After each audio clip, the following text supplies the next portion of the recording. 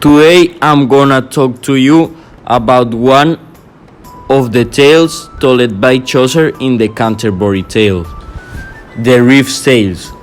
The reeves tales is characterized because it has a northenism language.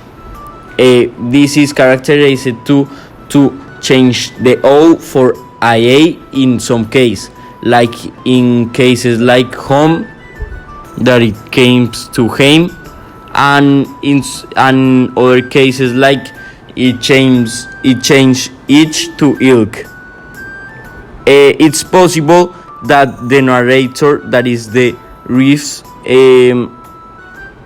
treat proof to imitate the accent of the northenisms to make the people laugh, of form of a comic form. Of this is important to say that the two colleges talk in a very formal way, excluding sometimes the simkin. The way to talk of John and Allen makes them like two persons alone to the south of England.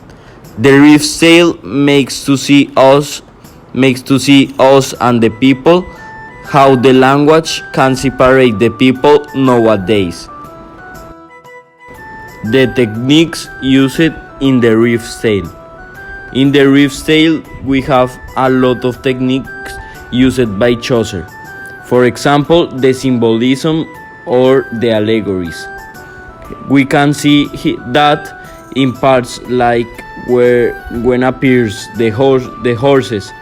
This is because the horses in the medieval time represents the sexuality, and in this history makes like this role too. The horses were a symbol of sexuality. Other example of techniques used in the reef's tale are the settings.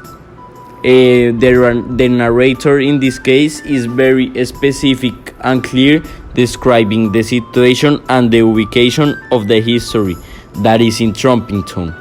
But a part of this, he described all the things that appear in scene.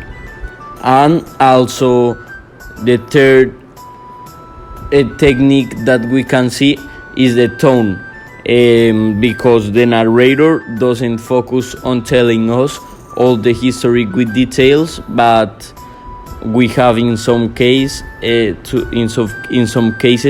to understand some things by the characters.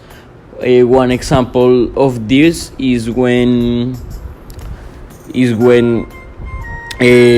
we have to understand that the miller thief a lot, but that is not telling but by the narrator, but that's telling but the characters, and that was the techniques used in the reefs. In the reef's tale, it's simple and easy to identify the three states. We can see the three states in three characters that are the miller and the two college boys. The miller is representing the nobility because he's rich and have a lot of money, and apart from for that, he has territories. The clergy is represented by one of the college, that is the one that have relations with the wife of the miller, because in many parts of the tale we can see how they describe like a religious boy. The third is the other college boy that represent the peasants, because he has nothing of money and he has no territories. But apart from that, he's so intelligent, and he's the most important character for me in the tale.